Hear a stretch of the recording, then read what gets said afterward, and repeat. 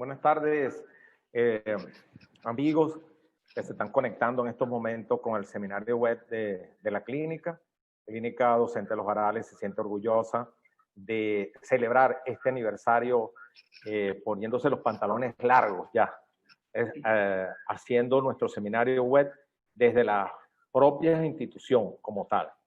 Ustedes vieron un collage, los que se conectaron temprano, un collage de fotos de todo nuestro seminario web, de los que hemos denominado los jueves de academia, y que lo hemos venido desarrollando regularmente.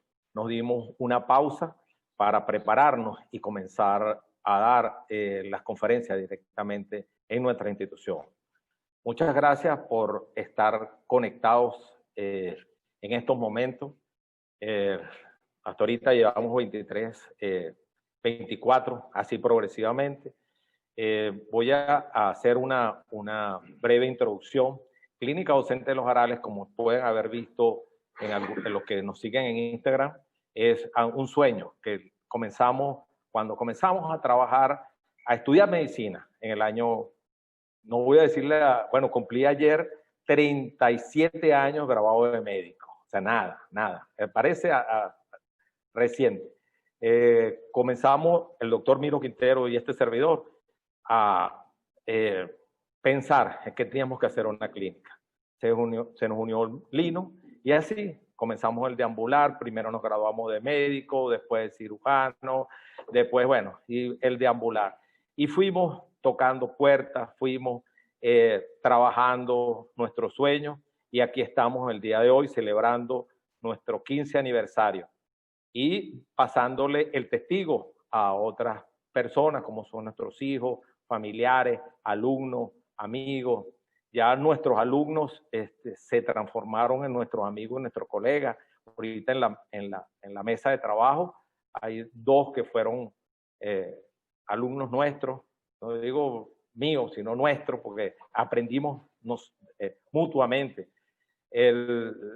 Como dice nuestro eslogan, la docencia es nuestra misión, la capacitación con calidad nuestro objetivo. Y hoy, cumpliendo esa palabra, estamos reunidos aquí. Un tema de verdad actual en el tapete, COVID. En nuestro seminario web, lo que tuvo más éxito, la reunión que tuvo más éxito fue el tema de COVID y cirugía, y inclusive tuvimos que cortar el número de la sección de preguntas y respuestas porque no iban a dar las 10 de la noche ya de tantas preguntas. Estamos aquí ahorita dando también agradeciendo a las empresas asociadas como ABECMED, Dynamic, a nuestra alma mater, la Universidad de Carabobo, a través de Fundacelab, que nos dieron el aval en nuestro primer curso de cirugía laparoscópica avanzada. Así como a la Sociedad Venezolana de Cirugía, y a diferentes sociedades que nos han dado el aval en los cursos, como la Sociedad de Oncología. Entonces, hoy tenemos a 4 invitados que son, utilizando, como estamos en la serie mundial, 4 cuarto bates.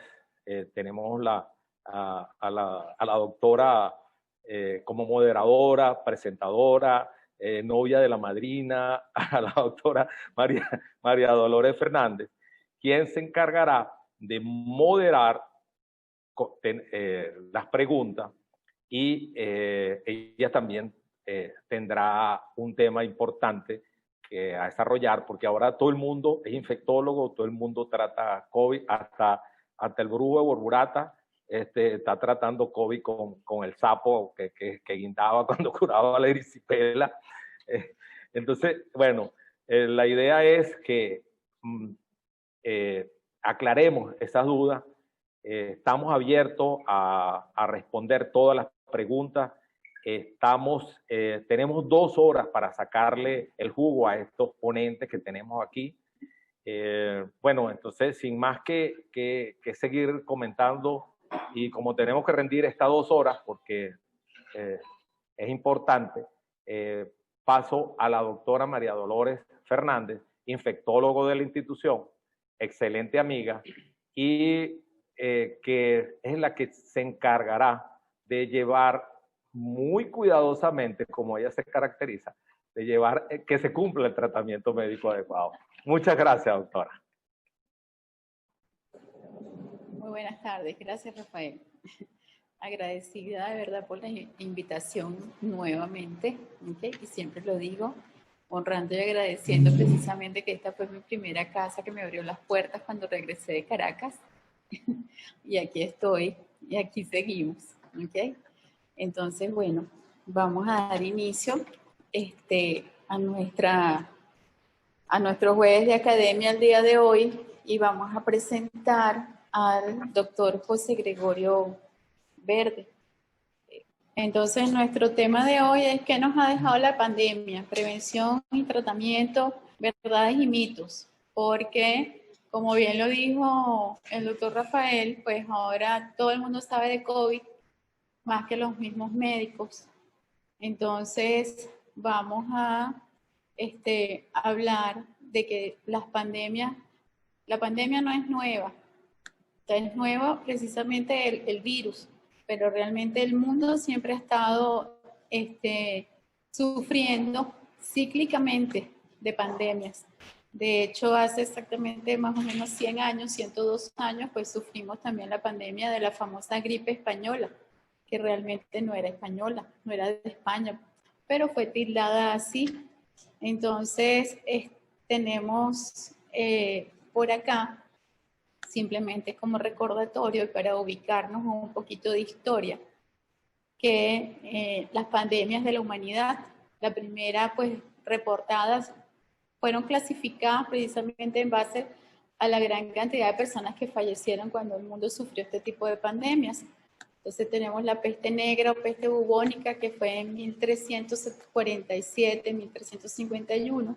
Nuevamente reaparece la famosa peste negra en 1885, duró hasta 1920.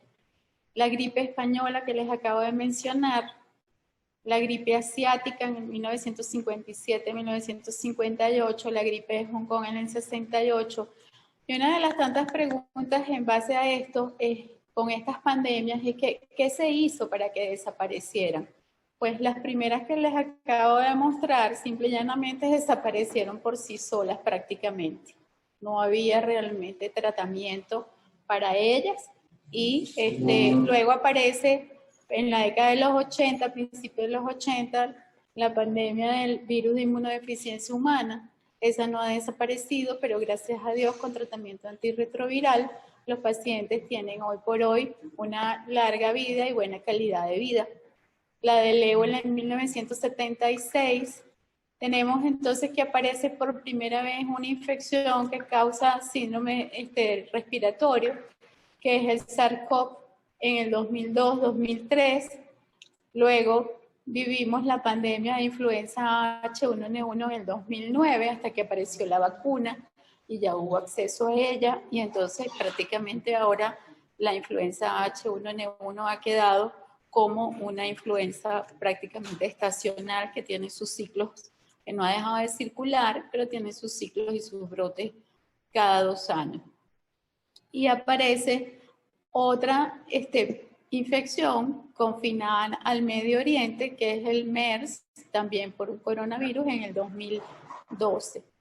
Y tenemos actualmente, entonces, pues esta, que es el SARS-CoV-2, denominada COVID-19, que es quien nos tiene en este momento, desde el 31 de enero que salió por primera vez la noticia, nos tiene confinados a todos y nos tiene estudiando, porque si ha habido una pandemia a la cual todos los días prácticamente hay renovación, actualizaciones, lo que hoy se dice que es verdad, mañana no es verdad, y así sucesivamente están cambiando precisamente este COVID-19. Y aquí tenemos entonces para comenzar al doctor José Gregorio Verde, quien es internista intensivista, médico cirujano egresado de la Universidad de Carabobo, presidente del capítulo Carabobo de la Sociedad Venezolana de Medicina Interna, especialista en medicina interna y medicina crítica, cursante del doctorado en nutrición, adjunto de la UCI de la Ciudad Hospitalaria, doctor Enrique Tejera, miembro de la Comisión Coordinadora del Posgrado de Medicina Crítica del Adulto de la Universidad de Carabobo y coordinador de la asignatura de Ventilación Mecánica de la UCED, y su ejercicio privado es en la Clínica San José. El doctor José Gregorio Verde, él es el más vivo ejemplo de lo que es la evidencia de sobrevivir al COVID. Él nos va a hablar entonces, en primer lugar, de su experiencia como paciente y después pasamos a tocar los tópicos de prevención y control del personal médico asistencial, los riesgos de transmisión y sobre los equipos de protección personal. Muy buenas tardes, doctor. Bienvenido y muchísimas gracias. Bueno, buenas tardes, doctora. Muchas gracias. Un honor para estar hoy en esta institución quinceañera, hoy esta señorita, que ya no es tan señorita, porque ya es una señora que llegó para quedarse a la comunidad carabobeña. Sí, esta vez no voy a estar con la parte de médico, sino estoy del otro lado del estetoscopio. Estoy como paciente. ¿Okay? Comenzamos cuando se supo la pandemia, la Sociedad de Medicina Interna, a la cual presido el capítulo, comenzamos a aprender de este nuevo virus, como bien lo digo. Siempre las pandemias han existido a lo largo de toda la humanidad, pero esto es lo que nos concierne. La última pandemia la tuvimos hace más de 100 años en Venezuela, incluso estuvo el doctor José Gregorio Hernández, y comenzamos a hacer cursos de capacitación. No nos convertimos en covidólogos, como lo decía la gente, sino empezamos a investigar porque no conocíamos eso. Comenzamos a hacer protocolos y soy adjunto en la unidad de cuidados intensivos de la Ciudad Hospitalaria y desarrollamos nuestro propio protocolo de protección copiando los protocolos de la gente que había manejado eso. Se empezó a usar los trajes de protección personal, el EPP, y bueno, nos nombraron Hospital Centinela en la región. Prácticamente todos los casos de ventilación mecánica, los pacientes graves terminaban en la Ciudad Hospitalaria. Y bueno, ahí comenzamos de primera línea el tratamiento de estos pacientes. ¿Qué pasa? Era, por supuesto, el área inócula muy alta y bueno, terminé contaminado con el virus de SARS-CoV-19. Fueron unos días difíciles. Eso en el momento comencé a sentir malestar general, fiebre. Ya al tanto de lo que pasaba decidí aislarme. Sin embargo, ya comenzó la disnea. Y en el momento que persiste la disnea, cuando decidí hospitalizarme, llamó a unos amigos infectólogos y sí, mira, la clínica es compatible con esta, entonces hospitalización. Fueron en verdad unos 15 días duros, duré 15 días hospitalizado, sin embargo tratamiento médico, llegué a estar séptico y bueno, creo que soy uno de los primeros que se comenzó a usar el Remdesivir en el estado. Yo tuve la oportunidad de recibir los 10 días en ese momento que se usaba el Remdesivir y bueno, con una desaturado todo el tiempo, bajando la saturación. La tragedia se hace para un intensivista cuando alguien le dice, mira, te tengo una cama de cuidados intensivos y tenemos un ventilador armado. Ahí arranca la tragedia. Una de las cosas importantes es el manejo de la angustia. A pesar de que uno dice que está preparado para la angustia, nunca lo está. Yo he hecho control mental, otras cosas, practico artes marciales hace mucho tiempo y uno dice que uno domina la mente. Eso es hasta ese momento, ¿ok? Ahí es la parte que se ha obviado del manejo del COVID. Siempre salen artículos, como dijo la doctora, lo que hoy es verdad, ya en cuestión de semanas. Yo creo que en la medicina nunca ha habido una patología que sea tan cambiante. Hemos leído, yo creo que más de 100 artículos, 200 artículos en poco tiempo, y todos van pasando. Comentaba con el doctor Parra y el doctor Pulgar hace rato, que el COVID se está convirtiendo como la gran simuladora, como lo fue la tuberculosis en su época, porque cualquier cosa ahorita nos está dando, el COVID se está manifestando de muchas formas. Y bueno, entonces el tratamiento también está variando. Comentamos en el grupo de la Sociedad de Medicina Interna que tanto que se ha estudiado COVID, tanto que hemos estudiado, y ayer, este lunes reciente, la Sociedad Peruana saca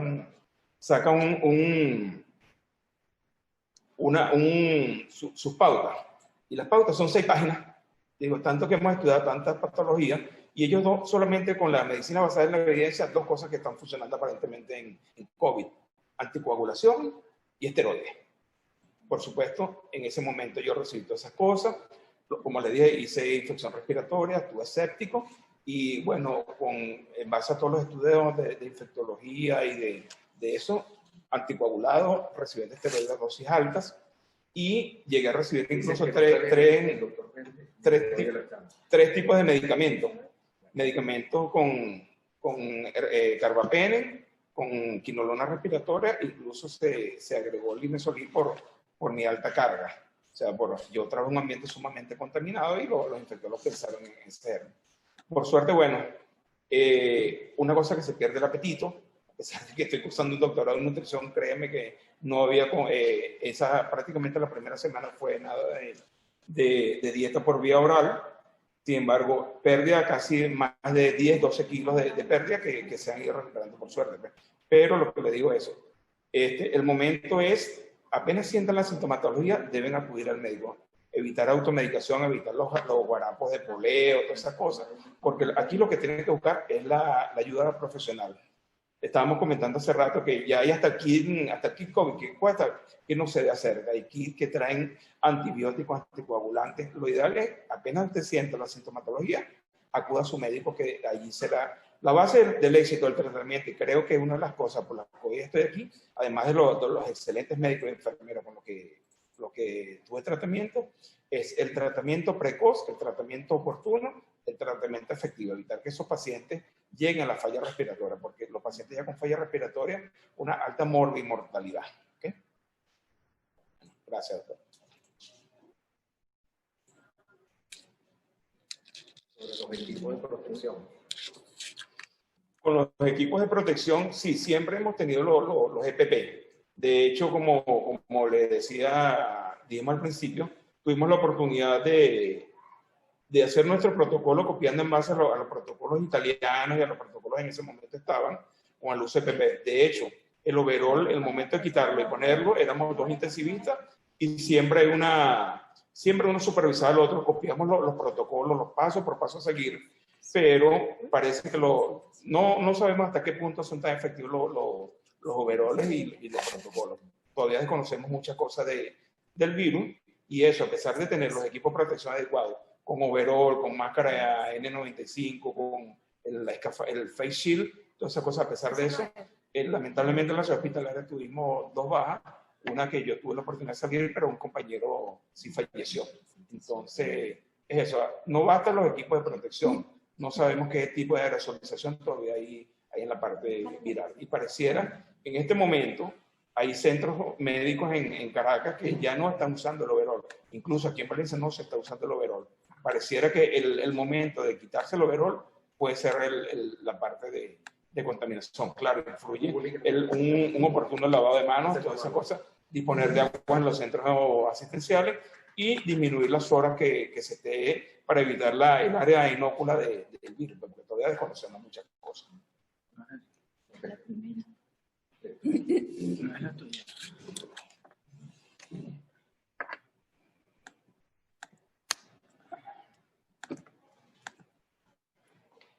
Bien, entonces, sí, resulta que una de las cosas que hemos conversado cuando nos reunimos, pues como médicos, hablar acerca de lo que es el COVID, hemos tildado a algunas personas que es un virus traicionero, realmente, y altamente desgastante. Los pacientes pierden, como bien lo dijo el doctor Verde, bastante peso, masa muscular, y de verdad que es totalmente diferente, por lo menos a lo que considero yo que hemos visto en otro tipo de patologías y en otro tipo de enfermedades infectocontagiosas. Entonces, bueno, sí, con respecto a lo de los equipos de protección, en efecto, ya está en desuso el overol, precisamente por el alto riesgo de contaminación al momento de quitárselo. Entonces hay que cada día revisar y revisar precisamente qué es lo nuevo que se ha publicado de COVID, porque todo es sumamente cambiante, no solamente el tratamiento, sino también las medidas de prevención.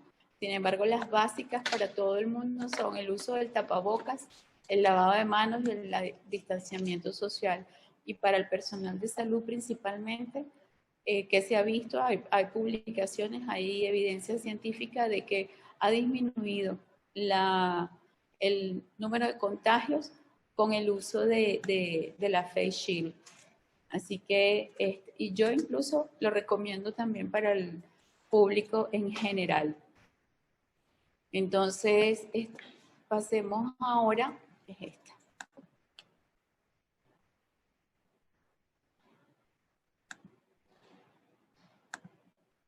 Pasemos ahora entonces a presentar al doctor Demetrio Contógonas. Sí, el primero Demetrio. Ajá.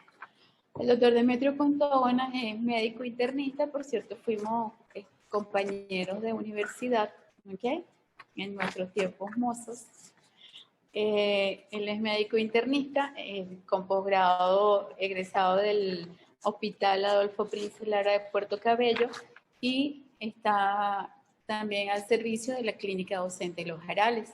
Él nos va a hablar de los síntomas frecuentes e inusuales del COVID-19, cómo hacer el diagnóstico, el laboratorio y la radiología. Buenas tardes, doctor, bienvenido y muchísimas gracias. Buenas tardes. Buenas tardes. A continuación, vamos a dar un resumen claro, conciso del tema que se va a abordar ahora, es sobre lo que nos está dejando la pandemia actualmente. Ok, gracias. Bueno, retomando el tema, ¿qué nos ha dejado la pandemia actualmente?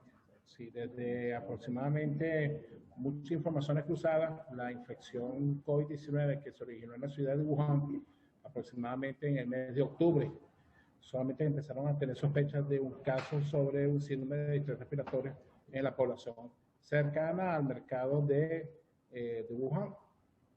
Posteriormente, la publicación, incluso la advertencia a la publicación y la advertencia de un médico oftalmólogo que la publicación de la advertencia de un médico oftalmólogo fue la primera advertencia para el mes de diciembre. Lo demás nosotros ya sabemos a continuación. ¿Qué hacer en presencia de cómo hacer el diagnóstico cuando tenemos una serie de medidas higiénicas epidemiológicas para mantener la distancia? Ha habido el repunte de la medicina por vía internet, vía telefónica. Pero para hacer el diagnóstico, básicamente, nosotros aquí en Clínica Hospitalares creamos un acrónimo. YES. Si es COVID, es con interrogatorio al paciente, la epidemiología alrededor de su entorno del paciente y la sintomatología. Esas tres partes básicas es lo que nosotros hemos conseguido con hacer diagnósticos a distancia, con muy claro con la sintomatología que en este caso se presenta. Los síntomas más frecuentes e inusuales del COVID-19, los que nosotros ya conocemos, es la fiebre, en más de un 50%, la dificultad respiratoria en un 32%, dolor de garganta en más de un 40%, nariz congestionada en más de un 60%, tos seca y estornudo en más de un 50%, dolores musculares en aproximadamente un 30% y dolor de cabeza en más de un 50%. La fatiga sigue siendo una de las cosas que se pueden aparecer durante la fase aguda, pero más hacia la parte de 14, 21 días después. Pero aparte que ya nosotros ya todos conocemos los síntomas más frecuentes, están apareciendo una serie de síntomas inusuales en los pacientes que están desarrollando la enfermedad y el síndrome. Tenemos ahora expresión cutánea. Como cualquier otro virus puede tener una expresión muy particular en ese sentido. Ahora tenemos expresiones en la piel, en las manos y en los pies. A continuación, fotos de pacientes que vienen, que lo que están diciendo es dedos COVID.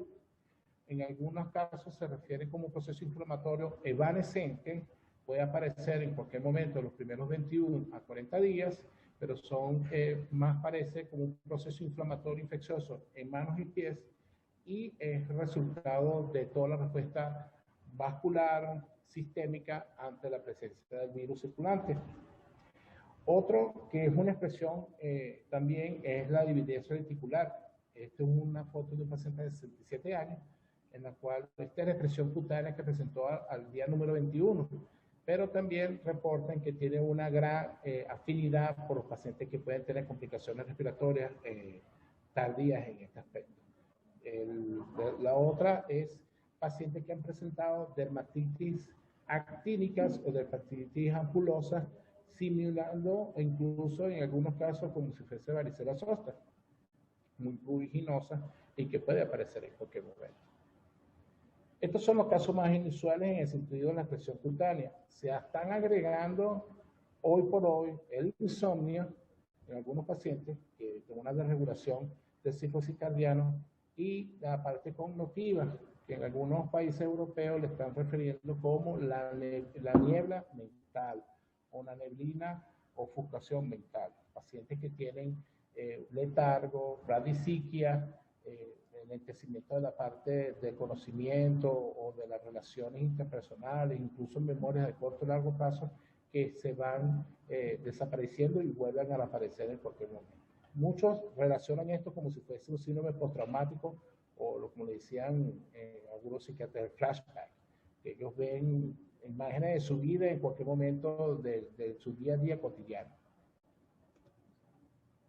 Después de que nosotros tengamos un resultado de la parte clínica, y sospechamos que un caso COVID, tenemos una serie de pan de laboratorio. La mayoría empezamos con perfil hematológico, perfil hepático, dímero D, ferritina, troponina, para más o menos estadiar la relación que puede tener la afectación sistémica. La prueba rápida, o el PDR, tiene, dependiendo del tiempo de evolución de la enfermedad, tiene una sensibilidad y una especificidad baja en los primeros 7 a 10 días. Pasan los días y pasa el tiempo y puede empezar a tener una replicación IgM-IgG con una respuesta más tardía, 21 días, los 30 días, los 45 días. La gold standard prueba es el PCR, hisopado nasal, es donde se contiene material genético del virus y donde se puede tener una confiabilidad y especificidad y sensibilidad de más de un 92%. En el sentido que ponemos al paciente, tenemos aquí un significado clínico biológico de los valores anormales de los laboratorios en los pacientes COVID-19. Aquí es simplemente un resumen de los valores alterados en los cuales se puede presentar un paciente y el potencial significado clínico biológico en aquel paciente. Tomando en cuenta lo que está en el tapete, la linfopenia, la linfocitosis, la neutrofilia, son lo que se expresa cuando hay un proceso bacteriano viral. Pero cuando ya más allá empieza el daño sistémico o el virus se agrava, empezamos a tener todo tipo de daño, especialmente cardíaco, hepático y respiratorio. Una vez que tengamos ese conjunto de laboratorio, tenemos que realizar una rayos X o tomografía de tórax. Hoy por hoy tenemos las placas, la tomografía de tórax va a ser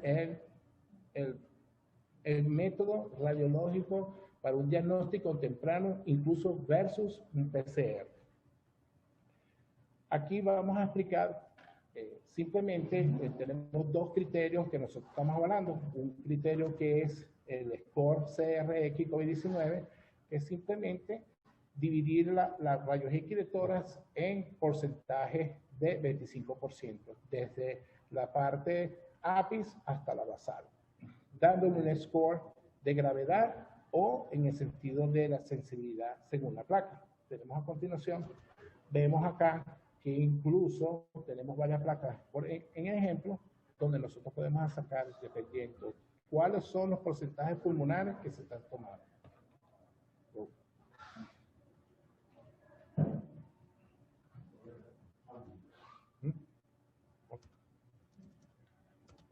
Donde nosotros podemos ver la escala de Rayleigh adaptada y modificada según los porcentajes de afectación a nivel radiológico. Luego tenemos la tomografía, donde tenemos varios, diría yo, expresiones sobre las lesiones que se pueden ver tomográficamente. La de vidrio deslustrado, la de consolidación y lo que viene siendo el empedrado. Tenemos varias imágenes como ejemplo. Siendo que un grupo de científicos chinos, PAN y asociaron 21 casos con la parte tomográfica. Ellos relacionaron que de los primeros 4 días de la enfermedad, el 17% de esos pacientes tuvieron una tomografía normal, pero evolucionando la enfermedad empezaron a ver el patrón de virus desmilado o consolidación en 42%. Más tiempo evoluciona la enfermedad, el tomógrafo viene siendo la mejor herramienta para hacer el diagnóstico, en ese sentido. Y para tener un control tomográfico en los próximos meses, en ese sentido, para ver cómo ha sido la evolución y la evolución de las lesiones residuales pulmonares. Esto se tomó del Instituto Nacional de Enfermedades Respiratorias de México, que han tenido la mejor manera de explicar que en un porcentaje del 13 pacientes de un total de 47, estas son las imágenes más comunes en lo que viene siendo una infección COVID-19 de aspecto leve, donde se ve el vidrio deslumbrado hacia la periférica. Posteriormente, hay otras complicaciones que se van agregando y tenemos el de la consolidación, que aparece del 4º al 10º día.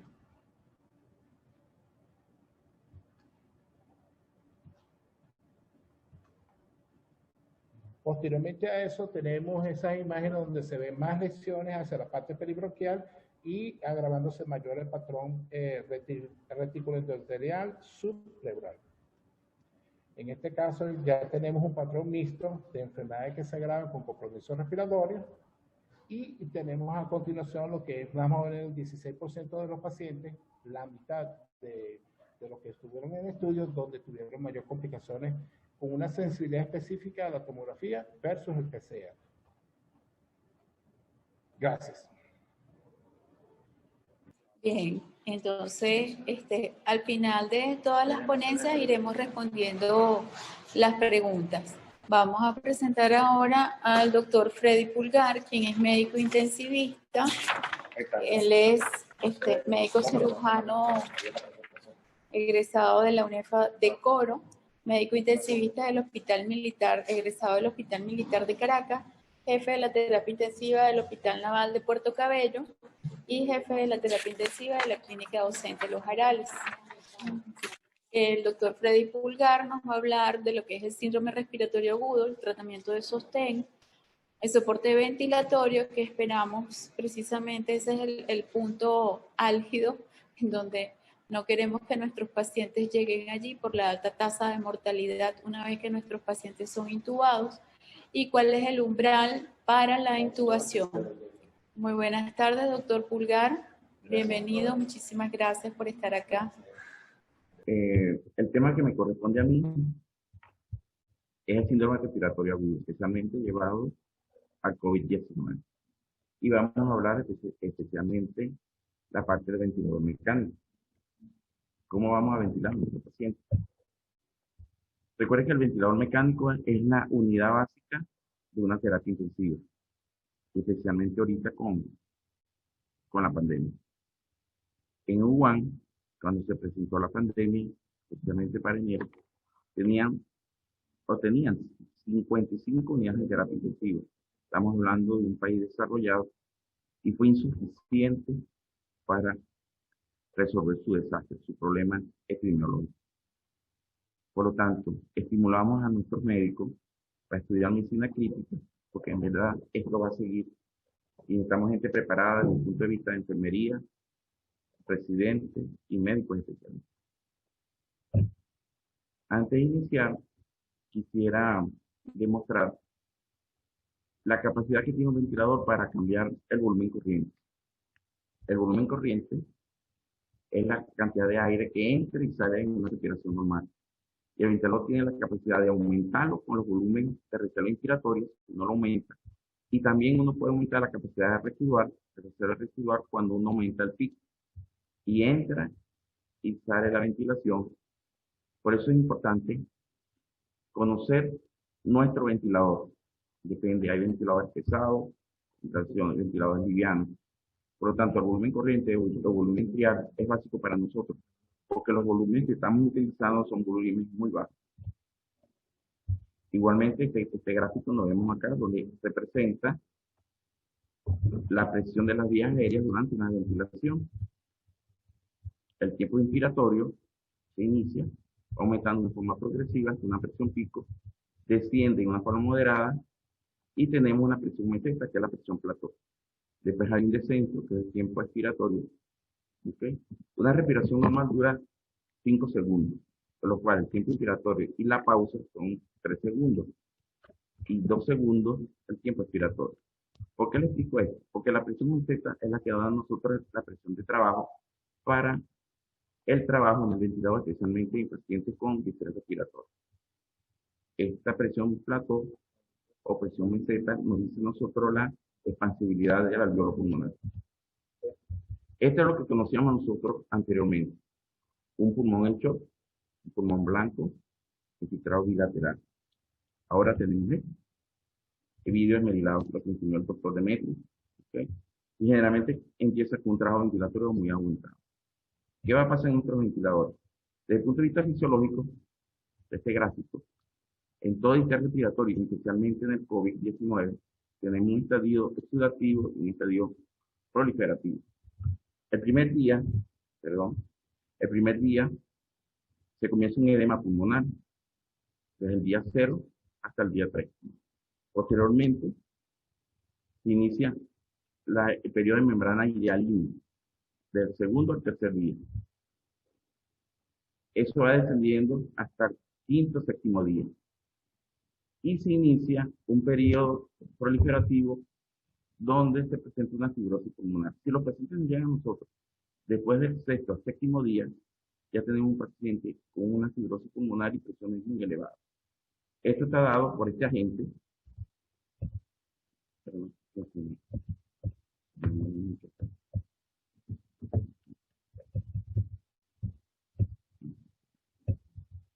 Sí. Eso está dado. Ok. Esto está dado generalmente por el nemocito 2. El nemocito 2 y el neutrófilo y el macrófago alveolar es donde generalmente se replica el virus.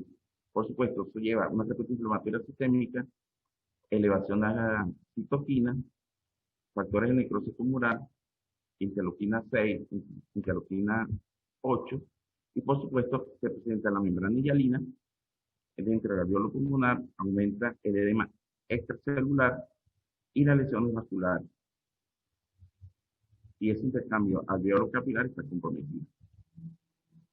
Esta es otra forma de ventilación mecánica que nosotros podemos actuar dentro del periodo cicloventilatorio, donde vemos que la presión plató podemos prolongarla, especialmente la meseta. Esa meseta es lo que da a nosotros distensión pulmonar. Ahora bien, ¿cómo vamos a ventilar y cómo estamos ventilando a los pacientes de COVID? El patrón estándar, según la Asociación Americana de Medicina Crítica, y es lo que estamos haciendo a nivel internacional, son volubles bajos. Volubles bajos con modos asistidos controlados. Otros ventilan también con presión. Unos volúmenes inicialmente con 6 cc por kilogramo de peso. No debemos mantener una presión meseta, que fue la que vimos en los gráficos anteriores, generalmente hasta 30 centímetros de agua. Otros hablan hasta 35. Una tasa de frecuencia respiratoria de 35. Si la presión arterial se ha mantenido estable o un pH que ha descendido. El objeto es mantener una presión arterial de oxígeno en 55 a 80 milímetros de mercurio con una saturación de 88 a 95. Posteriormente hay una tabla que se está utilizando, que es la que hemos estado utilizando con pic bajo y PID2 alto. Y en los pacientes que empecemos el desgaste ventilatorio, generalmente se recomienda cuando ya el CO2 baja por debajo del 50%, una PIC por debajo de 8. Este es un trabajo del 2000 New England, que demuestra la supervivencia en pacientes con volumen corriente muy bajo, a 6 cc por kilo, en relación a 12, donde vimos que la supervivencia mejoraba un 40% en relación a 31%. Una P de 0.007 bastante significativa, que es el patrón que estamos haciendo los intensivistas para los trabajos actuales. Ese trabajo se comenzó con volumen corriente de 8 cc a 6 cc por kilo y reduciendo la ventilación mecánica si la presión pico se eleva un cc por kilo, depende de la evolución del paciente.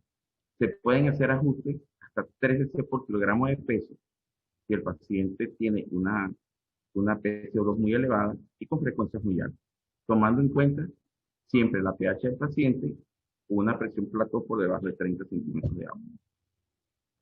Otra forma de calcular, les traje esta fórmula, calcular volumen corriente es muy bajo, es esta. Anteriormente uno comenzaba a 6 a 8 cc por kilo, pero esta tabla se está utilizando ahorita, especialmente las terapias intensivas del sur, Chile, Perú, Ecuador, están utilizando esta fórmula, donde ellos tallan bien el paciente y con el peso actual. Y en verdad uno hace la fórmula en hombres y mujeres, son volúmenes corrientes muy bajos.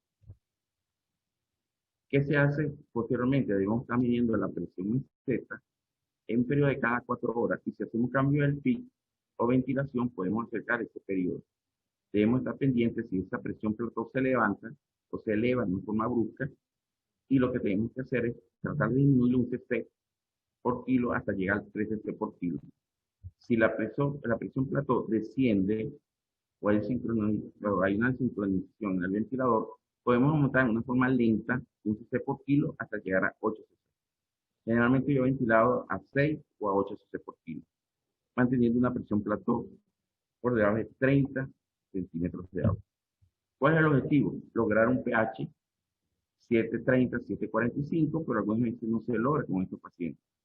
Por lo tanto, si hay un pH de 715 a 730, debemos aumentar la frecuencia. Y esta frecuencia respiratoria no debe ser más de 35 por minuto.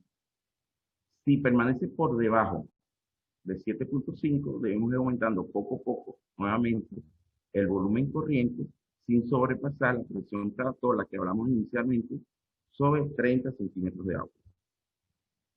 ¿Cuál es el compromiso de nosotros? Mantener una presión arterial de oxígeno por gasometría entre 55 a 80 milímetros de mercurio, una saturación en 88 a 95. Y debemos considerar la tabla de PIC bajo, que la vamos a ver más adelante, PIC bajo con FiO2 alta, que es el protocolo estándar en el COVID-19. Aquí tenemos el ejemplo, donde promedio con FiO2 de 50, comenzamos con un PIC de 8. Posteriormente aumentamos el PIC, llevamos a 10, manteniéndolo a 0.5, y si queremos ir aumentando, vamos de forma progresiva. ¿Qué es lo que se quiere con esta tabla? Es una tabla que se está utilizando mucho en las terapias intensivas, especialmente con COVID, evitar los barotraumas, ya que son pulmones con una resistencia muy elevada. ¿Cuál es el otro planteamiento? Cuando hay hipoxemia refractaria, la posición prona, especialmente cuando uno llega con una FiO2 60% y un PIC mayor de 10, y ya es inventilable. Cuando uno ve un paciente que uno no lo puede manejar muy bien, uno trata de que esté en posición prona. Eso lo vamos a hablar un poco más adelante. Reducción de los fluidos, y no debemos compartir el ventilador con otros pacientes. Ese era el criterio inicial cuando comenzamos la pandemia a principios del año. El uso de relajantes musculares. Para lograr todo su objetivo y mantener una plató por debajo de 30 centímetros de agua, debemos mantener definitivamente usar relajantes musculares. Este es un trabajo del 2010, donde ellos demostraron que el uso de relajante en infusión continua disminuye la mortalidad en 31.6% versus 40.7%. Y por supuesto, tuvieron menos hemotoras. Nosotros ahora vamos a comparar este trabajo con los COVID, las ventilaciones COVID que vamos a tener. ¿Qué favorece este trabajo en el bloqueo neuromuscular? Por supuesto, evita la agitación del paciente con el ventilador, la sobreintensión muscular, y reduce la sobreventilación, manteniendo una sincronía fija en la ventilación. Este trabajo está explicado muy bien en el New England, pero hay muchos que lo han criticado, en el sentido que la mortalidad y la supervivencia ha sido muy baja. Hay que esperar el tiempo con los pacientes nuevos. Otra forma también que está muy a la moda son las membranas de oxigenación intracorpórea de oxígeno. Este trabajo, que fue hecho en el 2018, ha demostrado que sí había una supervivencia, pero generalmente después de los 30 días en adelante, en esos pacientes hay un trabajo hasta los 60 días, está relacionado a que la mortalidad la ha bajado 35% sobre 46%. Este es un trabajo que tendríamos que ver y compararlo con la ventilación COVID. Otra cosa que se le está sugiriendo es el control del líquido. Anteriormente uno ventilaba en media presión venosa y trataba de llegar a la presión venosa sobre 12, 10. No. El protocolo estándar es que cuando llegue a la presión venosa, llegue a 9, el uso de vasopresores. Y generalmente ellos mantienen un gasto urinario un poco bajo y estimular el uso de diuréticos en ese momento. El uso de ventilación múltiple en el paciente definitivamente está descartado. ¿Por qué? Porque es difícil controlar esas presiones que acabamos de ver y vamos a tener muchos inconvenientes. Por menos un paciente que tenga 60 kilos y lo colocamos con otro de igual 60 kilos, los pulmones y las presiones pulmonares, por lo que vimos, no son iguales. En algún momento nos puede oscilar como 257 a 621 en un trabajo que ellos tienen. Esto no es recomendable. Debemos usar un ventilador por cada paciente.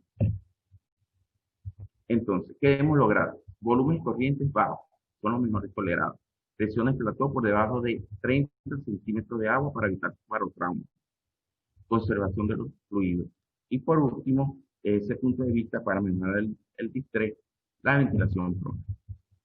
La ventilación prona se inicia cuando ya vemos pacientes que tenemos un PO2 sobre 0,5%, 0,6%, 60% oxígeno, cuando ya hay pico ya elevado.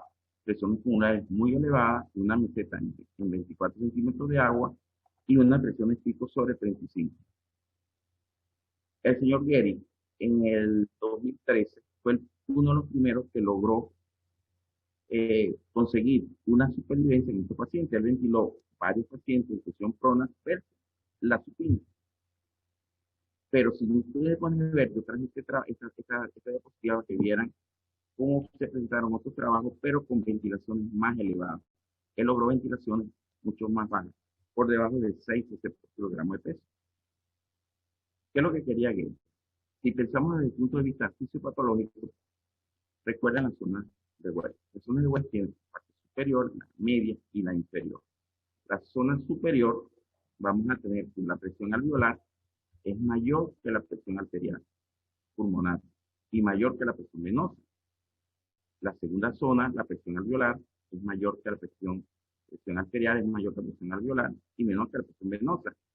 Y la zona 3, la presión alveolar, es mayor que la presión venosa y mayor que la presión alveolar. ¿Qué quiere decir todo eso? Que la zona 1 es mejor perfundida, es mejor ventilada y más perfundida. Y la zona 3 es mejor perfundida y más ventilada. ¿Qué hicieron ellos? Este gráfico está sencillito que tenemos acá. Vamos a ver si lo activo. Aquí tenemos una ventilación supina. Ventilación supina, y aquí tenemos una ventilación prona. Si tenemos aquí el mediastino, tenemos acá el mediastino, ¿ok? Vemos que tenemos el esternón, tenemos la columna.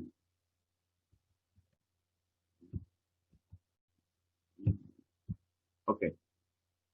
Y vemos acá que desde el punto de vista de gravedad, todos los fluidos van a descender. El esternón, por supuesto, vemos acá que desciende.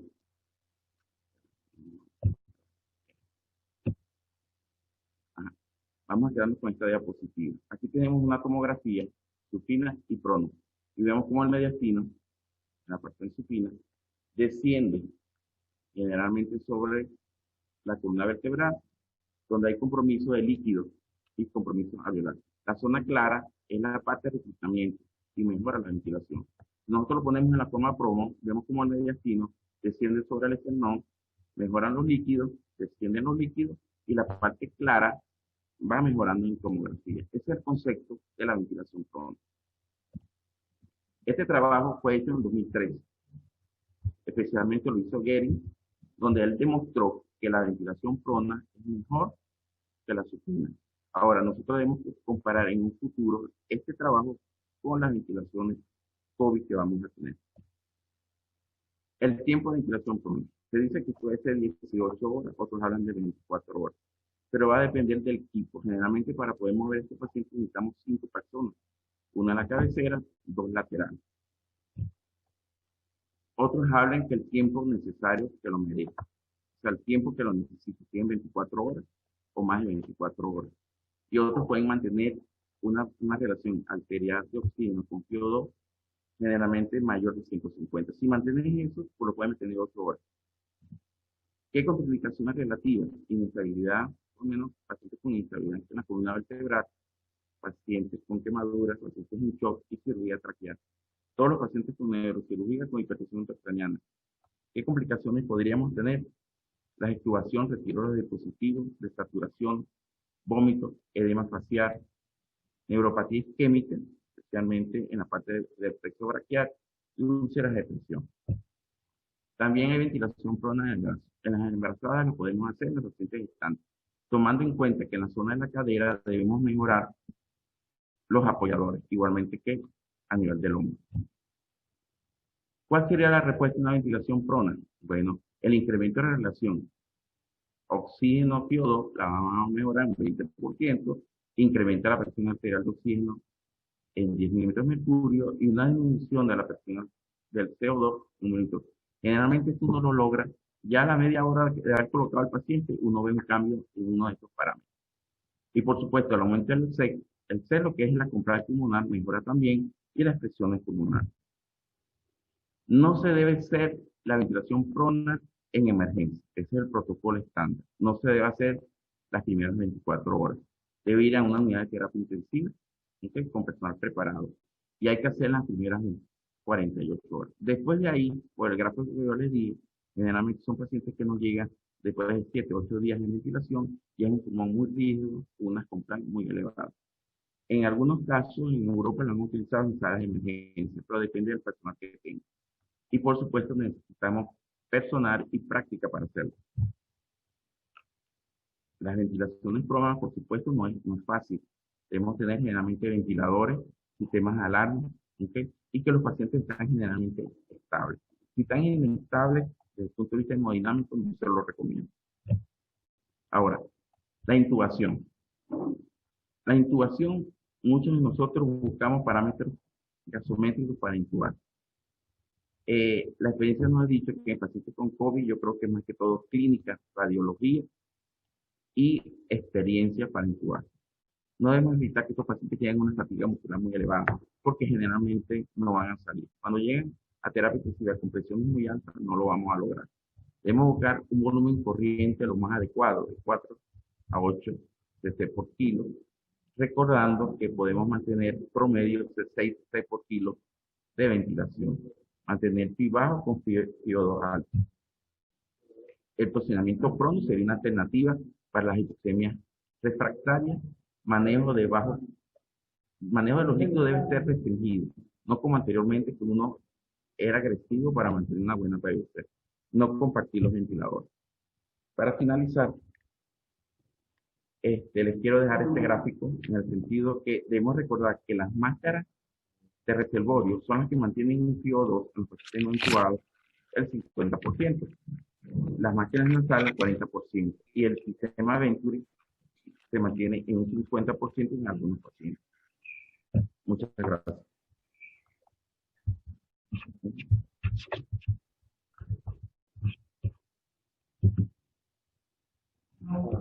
Buenas tardes. A todos los conectados, disculpen por los problemas que hemos tenido con el audio, pero bueno, problemas del internet.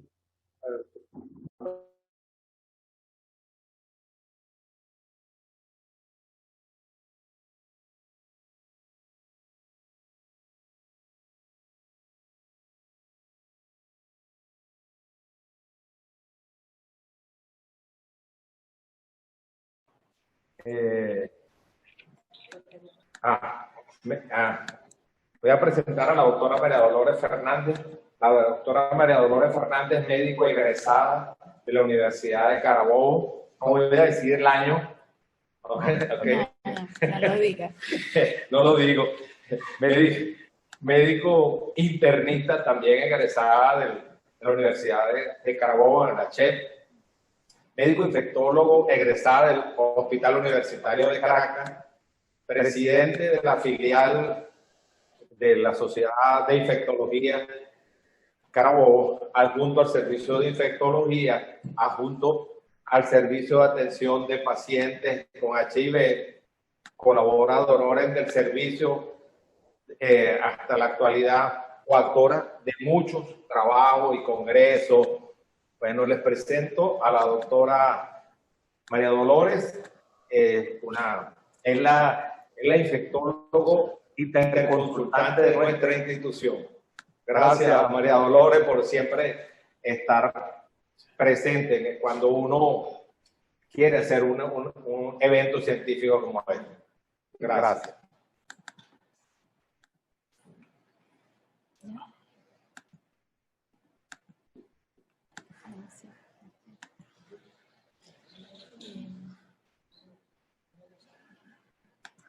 ¿Se ve? Sí. Okay. Muchísimas gracias, Rafael, por tu presentación. Hoy soy yo la bendita entre los hombres. Sí.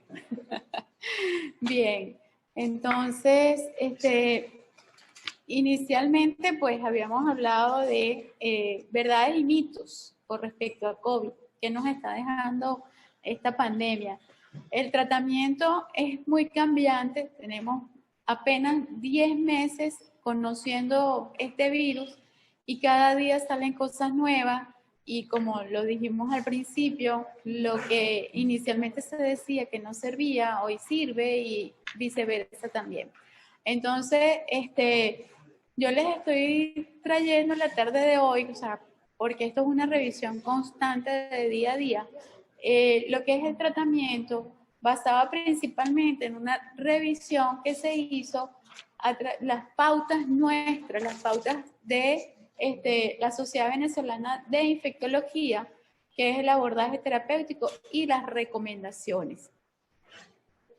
Entonces, el abordaje terapéutico en base a lo que es la medicina basada en la evidencia, tenemos que el 80% de los casos, por lo general, pueden ser sintomáticos, pero van a cursar sin complicaciones. O sea, pueden cursar como lo que es dentro de la clasificación como una enfermedad leve o moderada y que no suele progresar a fases avanzadas. Sin embargo, estadísticamente, el 14% de los casos sí puede evolucionar hacia casos moderados y un 6% puede llegar a deteriorarse francamente, llegando incluso hasta la muerte. Entonces, este abordaje terapéutico lo vamos a hacer en base a una clasificación en donde tenemos lo que son las personas susceptibles y aquí quiero hacer un llamado precisamente a la conciencia de nosotros como personal de salud y si nos está viendo alguna persona que no sea del área de la salud, también despertar lo que es la conciencia colectiva de evitar, porque todos hemos caído en desespero en algún momento ante esta situación del COVID, desde muchos puntos de vista. Y entonces evitar el no hacer las cosas concienzudamente, no hacer las cosas basadas en la evidencia. ¿Qué es la evidencia científica? Que es la que nos va a ayudar precisamente en base a todos los estudios, reportes y todas las publicaciones médico-científicas que tienen un asidero como tal, nos va a ayudar precisamente a escoger el mejor tratamiento, las mejores opciones. Entonces, hemos visto sistemáticamente desde el principio de la pandemia y todavía el día de ayer particularmente me enteré que lo siguen haciendo, es darle tratamiento, incluyendo antibióticos, a las personas que son contacto de algún paciente COVID positivo. Entonces, eso sin tener ni siquiera síntomas y realizan las pruebas de PDR sin tener claro realmente cuál es el criterio para realizarla. Entonces, porque he tenido casos en donde se hacen la prueba de PDR rápidamente, apenas comenzando los síntomas, antes de los 7 días, y evidentemente esa prueba de PDR nos va a dar negativa, conociendo también de que estas pruebas tienen muchos falsos negativos, que no son 100% confiables, que la más fidedigna es el PCR. Entonces, las personas que se hacen una prueba de PCR a destiempo, o sea, antes de los 7 días, o la recomendación incluso es después del día 10, y les da negativa, pues entonces está creyendo que no tiene COVID. Y, por supuesto, comienza continúa diseminando también el virus porque dice yo no tengo COVID. Y también entra en fase de negación. Esta es una pandemia en donde hemos visto muchísimo, a diferencia de lo vivido en otras situaciones de pandemia y de epidemia, como chikungunya, como Zika, dengue. O sea, la gente con COVID particularmente se niega rotundamente a creer que tiene COVID. Entonces, hay muchas cosas que definitivamente nosotros como personal de salud y como médicos tenemos que cuesta arriba con respecto al manejo de esta situación, porque no es nada más el puro tratamiento, es también la emocionalidad que conlleva todo esto. Y por supuesto aquí está implícito lo que es la discriminación, que ya muchos de ustedes deben saber, pues, episodios que se han suscitado en condominios, con vecinos, etcétera, etcétera, de querer incluso sacar a las personas con COVID de sus casas y también incluso a los médicos y al personal de salud. En fin, es una pandemia que tiene muchísimas aristas y mucha tela que cortar. Entonces, para lo que son las personas susceptibles pues evidentemente somos todos los que podemos estar expuestos, porque ninguno estamos exentos. No hay una profilaxis específica y por supuesto sabemos ya perfectamente bien que no hay una vacuna disponible. Entonces, sigue siendo el tratamiento cumplir con las medidas de prevención. Para los pacientes asintomáticos, tampoco está recomendado ningún tipo de tratamiento. Y la recomendación en caso de tener un asintomático con la prueba de PCR positiva o el PDR que le llegue a dar positivo, entonces la recomendación es mantenerlo aislado, aislamiento domiciliario por 10 días y hacer seguimiento de laboratorio e imágenes preferiblemente al inicio y después del día 7. Y nuevamente volvemos a reevaluar después del día 14. Y hacemos seguimiento principalmente por telemedicina. O sea, ahorita la tecnología nos permite hacer seguimiento de nuestros pacientes de esa manera. Tenemos las personas que la clasificación de leve a moderado, en donde ya se da tratamiento sintomático con antigripales, con acetaminofén o algún tipo de antiinflamatorio para calmar los síntomas, pero no se recomienda rutinariamente el uso de antimicrobianos. Este es otro problema que desde el inicio de la pandemia, que sí servía la citromicina, que entre otros antibióticos, pero principalmente el uso irracional de la citromicina, y estamos contribuyendo con el problema de la resistencia bacteriana, y después vamos a ver las consecuencias incluso más serias de lo que ya tenemos precisamente con este problema de la resistencia bacteriana. En los casos de leve a moderado, que el paciente esté estable, pues la recomendación es igual, hay que hacer seguimiento, laboratorio, estudios de imagen, básicamente rayos X de tórax en una proyección PA y lateral. Se mantiene el aislamiento. Qué difícil es que la gente, una vez que comienza con los síntomas, se mantenga en su casa. Realmente es increíble escuchar cuando llega ya el paciente con criterios de hospitalización, que se comenzó a sentir mal X días atrás y como mejoró un poquito porque comenzó a tomar tratamiento sintomático, incluyendo la acitromicina, que la acitromicina creo que no ha faltado, y como bien lo dijo el doctor Verde, de los famosos kits que ya lo venden en todos lados, el kit COVID, que es una locura porque es uso irracional no solamente de antibióticos, sino también de todos los medicamentos en líneas generales, sin criterios verdaderos de utilizarlos, porque para eso está precisamente el médico, para hacer la indicación pertinente. Entonces, hay que vigilar precisamente que a partir la progresión o empeoramiento clínico de estos casos. Respecto a la clasificación de severo o crítico, el tratamiento básicamente es la oxigenoterapia, el soporte de oxígeno, el uso de la dexametasona, el uso de remdesivir, que también hoy por hoy está cuestionado, y la profilaxis tromboembólica. Y el uso de antibióticos siempre y cuando sea realmente pertinente y tenga criterios la persona de tener sobreinfección bacteriana.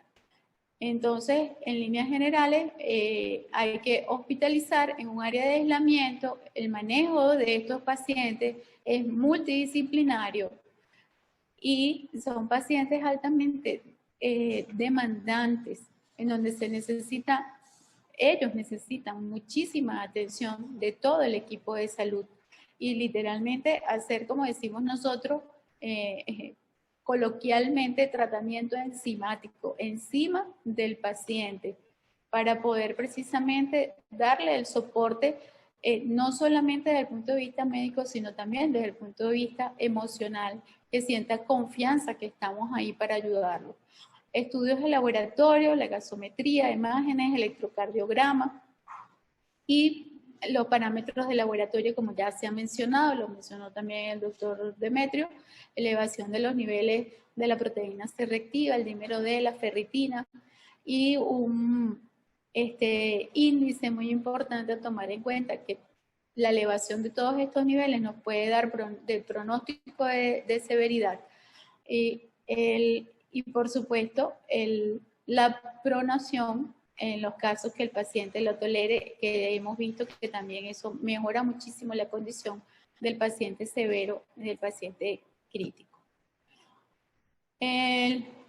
Bueno, aquí el doctor Pulgar ya hizo mención a algo como esto. Nosotros tenemos inicialmente, cuando comienzan los síntomas, un estadio 1, que es infección inicial. Este cuadrito ya ha circulado desde hace ya unos cuantos meses, donde se explica de una manera muy sencilla que hay una fase de respuesta viral que dura aproximadamente hasta el día 7. En el día 14 comienza esa fase de respuesta, a partir del día 7 comienza esa fase de respuesta inflamatoria, que es lo que se llama estadio 2 de fase pulmonar, y por último la fase hiperinflamatoria o estadio 3.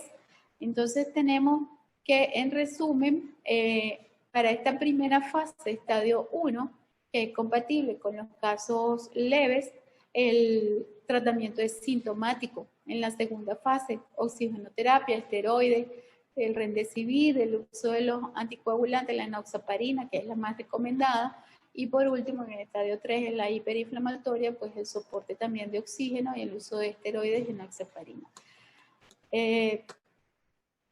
Haciendo una revisión de las guías americanas del Instituto Nacional de Salud y las guías ITSA, pues todas coinciden que el uso de la dexametasona, la dosis debe ser de 6 miligramos por día hasta por 10 días. En otros podemos utilizarla dependiendo de la condición del paciente, solamente por 5 días. Todo depende precisamente de la clínica que esté presentando en su momento el paciente, para nosotros tomar decisiones de cuánto tiempo vamos a utilizar la dexametasona. Entonces, el uso de la dexametasona de 6 miligramos por día hasta por 10 días o incluso hasta el alta, dependiendo de también si los pacientes requieren de ventilación mecánica o de oxígeno suplementario. Por lo general, cuando ya vamos a usar la dexametasona, por lo general ya nuestros pacientes necesitan del apoyo del oxígeno. Aquí muy importante, el panel recomienda no usar la dexametasona en pacientes con COVID que no requieren el oxígeno suplementario. Las guías HITSA igualmente coinciden en el uso de la dexametasona en estos casos. Y podemos utilizar, ellos recomiendan que si no tenemos la dexametasona, o podemos utilizar una dosis equivalente de glucocorticoides como la metilprednisolona, pero también a dosis baja, e incluso la prednisona a 40 miligramos, que también se puede sustituir la dexametasona por uno de estos dos corticosteroides. Las guías de la Organización Mundial de la Salud, pues también evidentemente tienen esta clasificación del paciente COVID crítico, severo, y el paciente no severo. Entonces, en el COVID crítico tenemos el síndrome de distrés respiratorio agudo, sepsis, shock séptico, y muchas veces aquí ya el paciente necesita de la ventilación mecánica, y la recomendación es utilizar los corticosteroides. En COVID severo, con estos criterios que tenemos acá en este cuadro, donde hay oxígeno con una saturación menor a 90% de aire ambiente, la frecuencia respiratoria mayor a 30 respiraciones por minuto, y por supuesto los signos de dificultad respiratoria, también se recomienda, hay una evidencia clara del uso de los corticosteroides.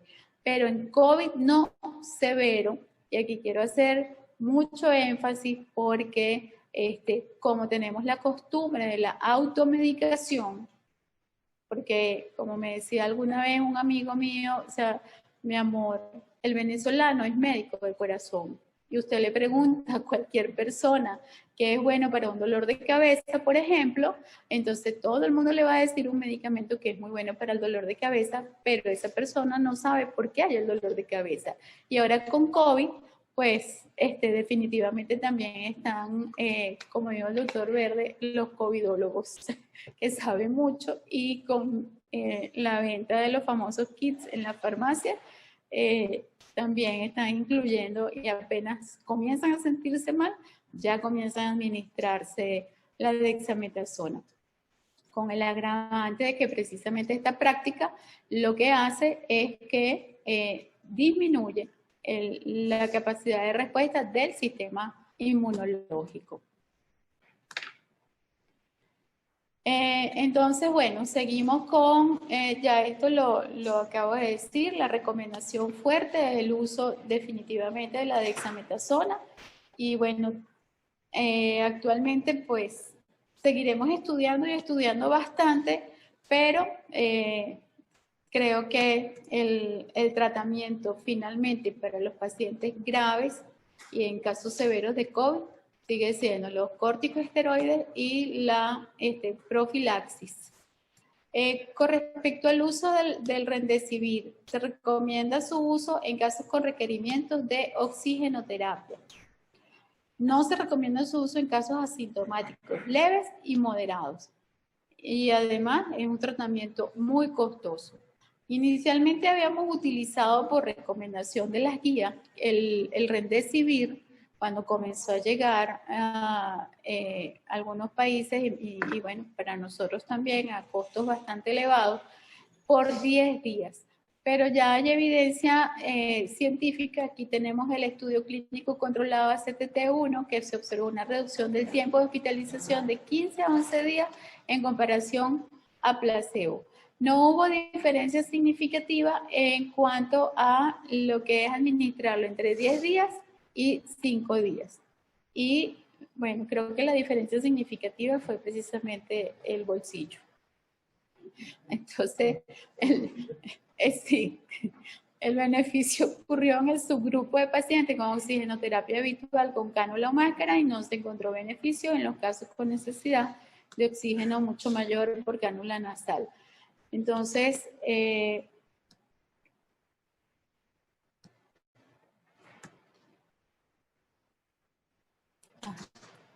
la oxigenoterapia y la ventilación se recomienda su uso en casos severos y críticos de COVID-19, y la tromboprofilaxis y tratamiento antitrombótico también se recomienda la profilaxis en los hospitalizados con bajo riesgo de trombosis.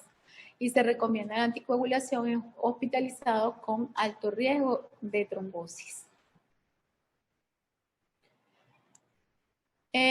Con respecto a la profilaxis antitrombótica, se debe considerar en todos los pacientes hospitalizados por COVID-19 con bajo riesgo con alguna de estas alternativas. La enoxaparina, 40 miligramos subcutáneas cada 24 horas para personas menores de 80 kilos o 60 miligramos diarios entre 80 a 100 kilos. Sin embargo, aquí particularmente hay algunas publicaciones que recomiendan más bien el uso de 60 miligramos diarios. También podemos utilizar la heparina no fraccionada con 5.000 unidades subcutáneas cada 8 a 12 horas. La anticoagulación debería asegurarse en pacientes hospitalizados en terapia intensiva o con dímero D muy elevado o alto riesgo trombótico por las escalas de riesgo de trombosis. Y ante la evidencia o sospecha clínica de trombosis venosa profunda, trombosis arterial o de tromboembolismo pulmonar. Se prefiere entonces la anticoagulación con heparina de bajo peso molecular como la enoxaparina por la sencilla y la fácil administración de la misma, y que no requiere de controles de laboratorio específicos, como por ejemplo cuando damos la heparina no fraccionada, que tenemos que estar vigilando los tiempos de coagulación. Si me ayudan por aquí, por favor, para... Se me perdió el... Sí, aquí. No. Ah.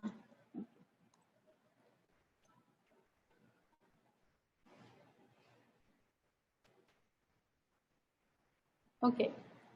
Aquí he tomado del grupo de trabajo de trombosis cardiovascular de la Sociedad Española de Cardiología, este algoritmo que me pareció muy importante. Bueno, les pongo la referencia porque no sé si se ve bien, porque evidentemente las letras están pequeñas, ¿no? Entonces, este algoritmo de actuación con respecto a el uso de la terapia antitrombótica. Si tenemos un paciente ingresado por COVID sin tratamiento anticoagulante nuevo con alta sospecha de tromboembolismo pulmonar, obviamente tenemos que utilizar las heparinas de bajo peso molecular, que es la recomendación. Y si pensamos que preguntarnos si el paciente tiene alto riesgo tromboembólico, por supuesto tenemos que tomar en cuenta las cifras basales de plaquetas también para tomar la decisión de la anticoagulación o no. Entonces, considerar si tiene alto riesgo tromboembólico o no, y por supuesto nos vamos hacia los brazos. Si es no, pues colocamos la dosis profiláctica. Recordemos que estos son pacientes que evidentemente van a estar encamados, y al estar encamados y con una fisiopatología de lo que produce el COVID, que es precisamente un estado proinflamatorio y protrombótico, pues obligatoriamente todos necesitan de la anticoagulación o de la profilaxis antitrombótica. Entonces, y una vez que el paciente se va de alta, debemos continuar con bien sea la profilaxis o con la terapia antitrombótica.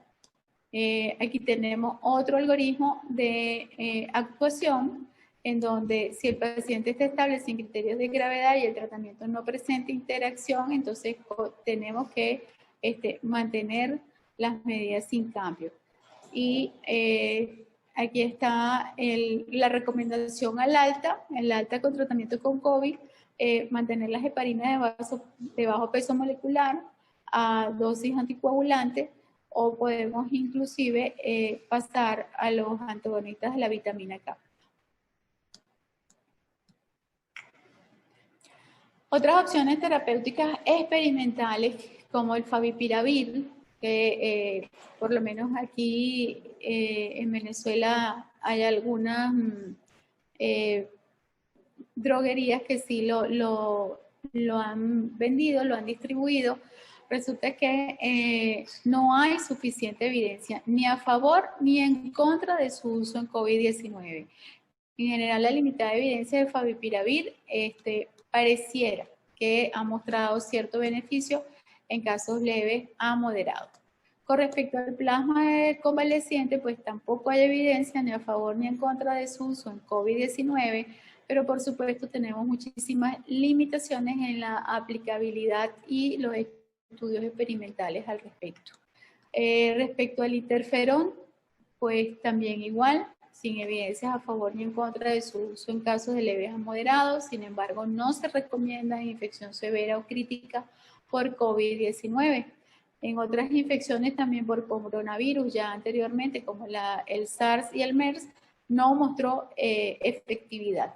Y en marzo del 2020, la Academia Nacional de Medicina, pues sacó un comunicado en donde ante la falta demostrada de la utilidad terapéutica y seguridad indicaba que la aplicación del interferón alfa-2 debe considerarse como un tratamiento experimental y como tal requiere del cumplimiento de criterios bioéticos preestablecidos y que haya un comité al respecto que pueda precisamente estudiar los casos. Aquí.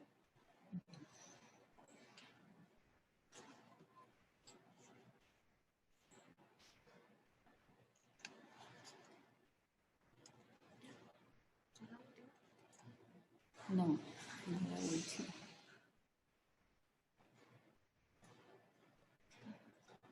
Ok, entonces, otras opciones terapéuticas, pues, no recomendadas son precisamente el uso de los inmunomoduladores, como los inhibidores de la interleuquina 1, los inhibidores de la interleuquina 6. Aquí en Venezuela, pues, conseguimos el tocilizumab y ya tenemos la evidencia científica que, pues, definitivamente no tiene ningún sentido que lo usemos. Adicional también a los altos costos.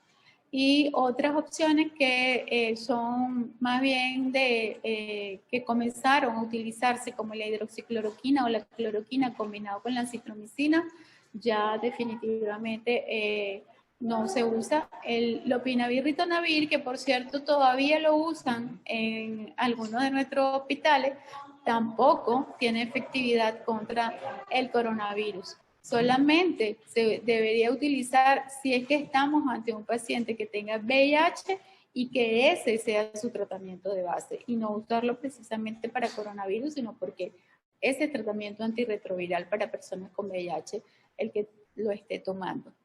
Y la ivermectina ya definitivamente tampoco tiene su justificación con respecto para utilizarlo en COVID.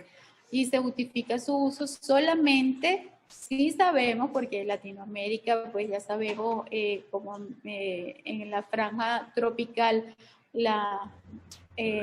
puede haber una hipermanifestación por estrongiloides estercorales, es la única indicación, y no por COVID, sino por la infestación por estrongiloides estercorales. Con respecto al dióxido de cloro, el famoso Prevengovir y el uso de ozono, pues son de uso irregular precisamente en nuestro país y tampoco, obviamente, hay evidencia científica de que sirvan realmente para algo en COVID. Los consensos de investigación, pues en nuestra amada Venezuela definitivamente los tenemos limitados por factores presupuestarios y también por restricciones desde el punto de vista legal. Entonces, tenemos imposibilidad de realizar diagnóstico oportuno y rutinario en los casos sospechosos, limitada disponibilidad también de laboratorios autorizados, sobre todo para realizar las pruebas, y el manejo centralizado de la toma y procesamiento de las muestras también es un problema. Entonces, en conclusión, por lo menos para nosotros aquí en Venezuela, pues vamos a tener que seguir trabajando en base a una evidencia pues bastante limitada. Y quería traerles a colación pues un pensamiento de Nelson Mandela que creo que es muy oportuno para nosotros los venezolanos, porque hemos logrado muchísimas cosas con semejante crisis que vivimos desde hace bastante tiempo, que todo parece imposible hasta que se hace. Y bueno, y aquí estamos. Por último, quería hacer un agradecimiento muy especial, en primer lugar, a Dios y a la vida por esta oportunidad que he tenido de aprender desde siempre, y al doctor José Gregorio Verde. Quiero hacer público mi agradecimiento porque en algún momento, hace unos cuantos años ya, gracias a él, pude disfrutar de mi madre unos cuantos meses más. ¿Ok? Gracias a su oportuna intervención como excelente médico y excelente profesional que es. Entonces, no quería dejar pasar esta oportunidad que tengo hoy de compartir precisamente con él y para hacer este reconocimiento, doctor. Quiero agradecerle a mis maestros de mi formación como médico del Hospital Universitario Ángel Larralde, donde me formé en pregrado, como internista en la ciudad hospitalaria, doctor Enrique Tejera, como infectólogo en el Hospital Universitario de Caracas, y a todos mis compañeros, amigos y colegas del posgrado y de trabajo, a todo el personal de salud de los sitios donde he trabajado, el Hospital Civil de Maracay, en la unidad de ITS VIH, la Clínica Docente Los Jarales, Centro Médico Valle de San Diego y Centro de Especialidades Quirúrgicas Guacara, y muy especialmente pues a todos nuestros pacientes, precisamente por la confianza que ponen en nuestras manos, porque definitivamente nuestros pacientes son nuestros maestros de vida, porque gracias a ellos también aprendemos. Y por supuesto, ante esta foto que se ha hecho viral recientemente, pues esa criatura recién nacida pues nos da la esperanza de que muy pronto podremos volver a respirar libremente. Muchísimas gracias. Bueno, pasamos a la sesión de preguntas y respuestas. La primera pregunta, son 6 preguntas que hay, y la verdad para que las haga aquí con el panel de expositores. La primera dice, siento sintomatología, no hacen la prueba, sino en un sitio público. ¿Qué hacer? Entonces, sí, realmente pues es parte de lo que les mencioné hace pocos minutos, de las limitaciones en cuanto a las restricciones legales de la realización de las pruebas, así que solamente las hacen en sitio público. Excelente. La segunda pregunta la hace Miriam Vargas. Y ¿La urticaria es por COVID-19? Pregunta el doctor Demetrio.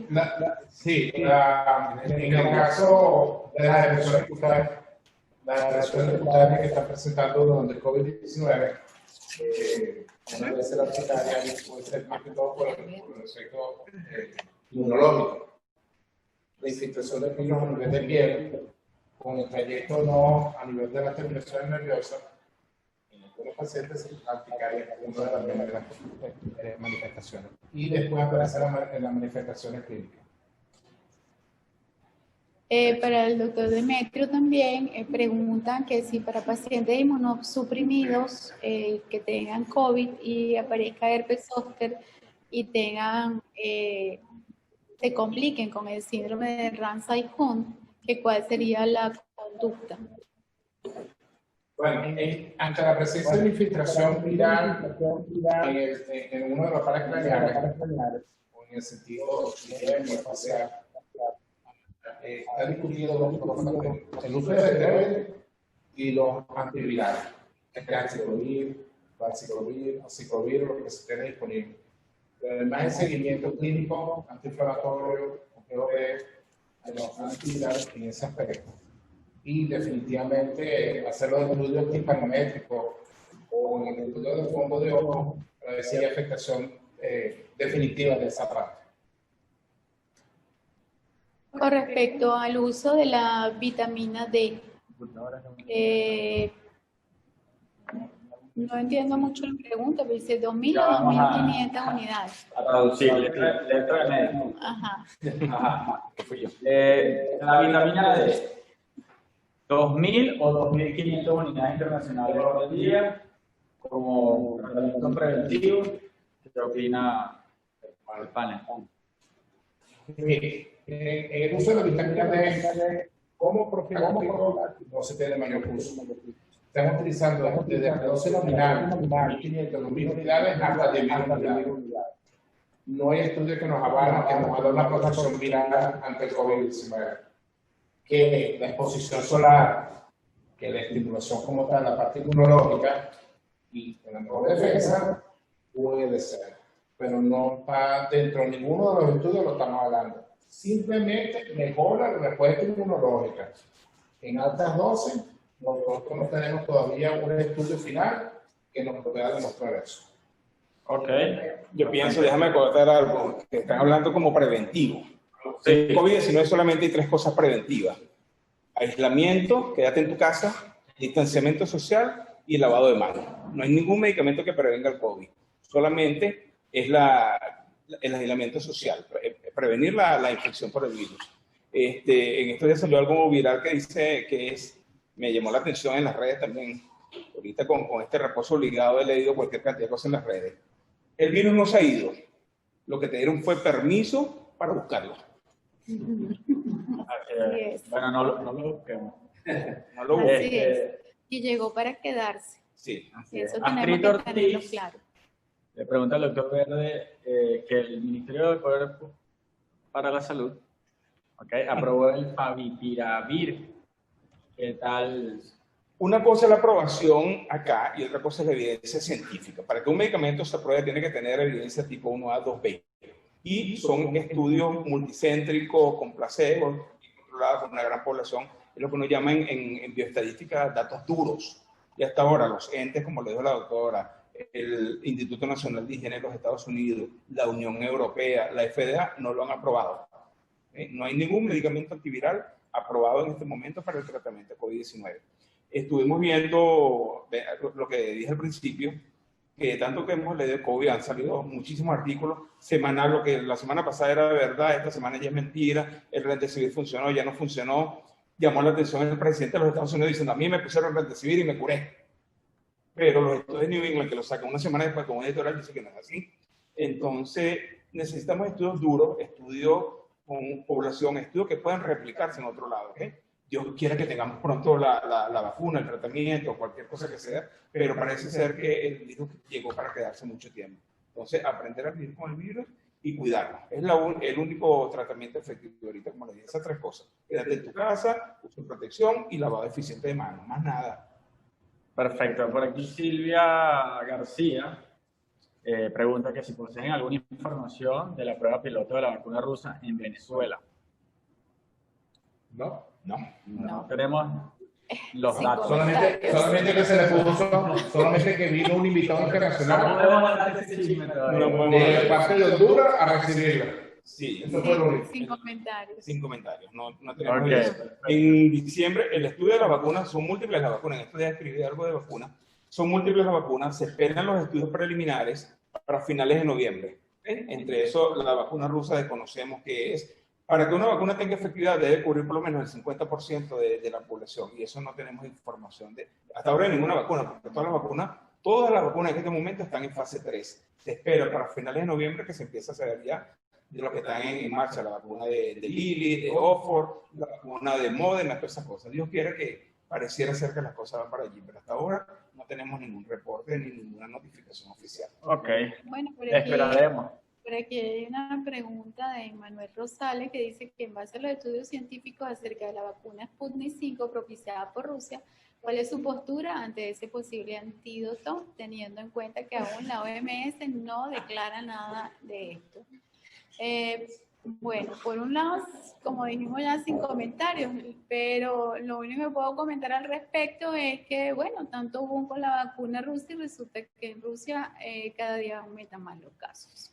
Otra cosa, la bibliografía que disponemos de la vacuna rusa es un estudio publicado en The Lancet hace más de un mes y era una prueba con 160 personas. Rusia tiene más de 300 millones de personas, porque tan poquito. Dios quiera que tengamos pronto respuesta a la vacuna, que venga de Rusia, de los Estados Unidos, que venga, pero necesitamos evidencia científica, porque los médicos no nos guiamos sino por medicina basada en la evidencia. Pero la evidencia tenemos que tener publicaciones de más de 30.000 casos para que sea representativo. Ok, por aquí hay otra pregunta. María González dice, el tiempo de la PCR positiva en pacientes con COVID,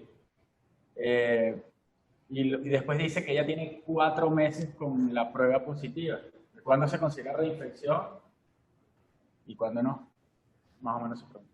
¿Cómo? Disculpen. Ella tiene una PCR positiva, Ajá. ahora sí 4 meses. y tiene más de 3 meses con el PCR. Con PCR positivo. Y ella quiere saber si ella tuvo una reinfección o simplemente el marcador se mantiene ese tiempo positivo.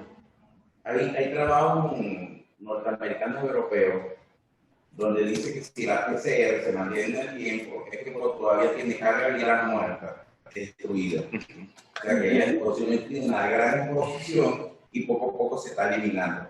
Ella debe estar sana, no Sí. va a contaminar a nadie, que se cuide. Sí, No se la eso se ha hablado sobre todo mucho últimamente, en donde ya precisamente después de 10 días ya la persona no tiene una carga viral que sea infectante, que sea una contagiosa para las personas con las que pueda estar en contacto. Sin embargo, en pacientes con COVID severo, se recomienda que se mantengan las medidas de aislamiento estricto, sobre todo cuando estamos en el ambiente hospitalario, en las medidas de aislamiento con todas las medidas del uso de los equipos de protección hasta 15 días, pero solamente en pacientes que tengan COVID severo. En líneas generales, solamente hasta el día 10, cuando no entra dentro de la clasificación de COVID severo. Otra posibilidad con ella, perdón, es el IEG todavía va a salir positivo. Sí. De hecho, el consenso que salió del Instituto Nacional de Higiene Americano, acaba de salir esta semana, está recientico, no recomienda las PCR de control. Así que, ¿para qué? Porque sabe que hay pacientes que pueden dar falso positivo que se siguen por la clínica. Es un gasto innecesario y no hay evidencia de que repitiendo PCR diga si tiene o no tiene la enfermedad. Es el estadio clínico. Entonces, hay que citarlo por experiencia. Lo que sí es una tomografía de control, ¿ok? Yo casualmente ayer acabo de hacerme mi tomografía de control y todavía hay áreas de lesión. Sin embargo, la parte clínica es mejor, pero es mejorada. La parte radiológica dura más tiempo para eso. Hay una cosa que hay que hablar desde el punto de vista estadístico, que tenemos confusión todavía los médicos. Y no habla de carga viral, sino de área inócula, que es la cantidad de contacto que tú tienes con una partícula viral. A mayor carga inócula, por supuesto, mayor clínica puede tener el paciente. No es lo mismo el paciente que tuvo un contacto con COVID a el intensivista que duraba manejando pacientes más de 10, 12 horas. Eso es importante. Pero en definitivo, PCR de control no está recomendado. Ok, la última pregunta la hace Emanuel Rosales y comenta: ¿qué plataformas viables ustedes recomiendan para continuar aprendiendo y conociendo acerca de las actualidades del COVID-19? Bueno. En los centros hospitalarios. No, Nuestra experiencia a nivel de los hospitales es una parte de docencia. Por supuesto, nos va a mejorar las medidas preventivas y a medida que uno esté viendo los pacientes respiratorios, uno lo va practicando. Estos trabajos van a seguir. Los trabajos que demostramos hoy son trabajos que a lo mejor pueden cambiar mañana. ¿Okay? Y la idea para mí es formar más intensivistas, más enfermeras intensivistas y a lo mejor camareras intensivistas también. Porque es la única forma que nosotros podamos compartir. Sí, y bueno, yo entiendo que también esas plataformas debe ser precisamente donde buscar información fidedigna y confiable. Aunque haya algunos aspectos con los que de repente uno no está de acuerdo, pues no voy a hablar por mí, sobre todo un principio, con respecto a la Organización Mundial de la Salud, definitivamente sigue siendo una fuente que hay que consultar. ¿Okay? Está la Organización Mundial de la Salud, está el CDC de Atlanta, está el consultar las guías HITSA, como las hemos mostrado acá, está las revistas científicas, que con respecto a los artículos de COVID tienen acceso libre y gratuito, y por supuesto buscar los consensos de pues las diferentes sociedades médico-científicas, como por ejemplo también el mostrado acá del grupo de trabajo y de estudio sobre tromboprofilaxis, y tantas, la nuestra, por supuesto, de la Sociedad Venezolana de Infectología, la Sociedad Venezolana de Medicina Interna. Tenemos muchísimo donde buscar y donde todas las sociedades investigar. venezolanas están escribiendo. Incluso Sí, me llamó la atención, y muy buena, de muy buena calidad, la Sociedad Venezolana de Cardiología recientemente hizo una conferencia muy buena. Lo que sí le recomiendo a la gente, no busquen el doctor Google. Usted en doctor Google no sabe quién escribe. Cualquiera puede escribir cualquier tontería y le van a decir de esto que el jarabe de poleo es bueno para eso. No consulte a su médico. No se automedique y busque en las sociedades científicas, todas las sociedades científicas. La Academia Nacional de Medicina siempre está sacando artículos, pero todas las sociedades científicas están muy actualizadas. Lo que dice la doctora, y para el personal médico, incluso las revistas especializadas tienen todos los artículos de COVID, son completamente gratis. Sí, aquí preguntan sobre la ivermectina. Ya la ivermectina no tiene ningún sentido, ni previene, ni sirve para tratamiento. Eso está más que claro. Las dosis de ivermectina que se han visto que funcionan son dosis 10 veces mayores a las que se estaba dando, por supuesto, con daños colaterales increíbles. Entonces, definitivo, ivermectina ya no tiene acidez. E in vitro, que al llevarlo también al humano, pues no. Sí, es que yo me acuerdo que cuando uno veía ivermectina era sobre todo en la parte veterinaria. De hecho, todavía hay varios allí por allí que tienen la propaganda de ivermectina, porque es un medicamento de uso exclusivamente veterinario. Muy poco, Sí. al menos en pacientes VIH, que los infectólogos veían mucho para las migraciones de triquiloides estercorales. Sí, exacto. Bueno, muchísimas gracias a todos los doctores que estuvieron aquí en el primer Zoom in situ de Clínica Bacenta Laboral en sus 15 años. Nosotros estamos muy contentos de que ustedes estén aquí y que sigan viniendo. No queremos que siga el virus, pero mientras siga los vamos a seguir invitando en temas de actualización médica, no solamente en COVID-19, sino en todas las áreas de la medicina. Muchísimas gracias al doctor Rafael Párraga, a la licenciada Leanne Reyes, Gerencia General y Dirección Médica, a todos los doctores que estuvieron aquí, a nuestros patrocinantes o oficiantes, o como quieran decir, a BenMed, Dynamics, Universidad de Carabobo, no sé si me falta uno, pero si no me falta, que tengan muy buenas tardes, un aplauso virtual para todos. Hasta luego, muchísimas gracias. Gracias. Bye. No vemos por la pandemia en el brindis de los 15 años del Centro de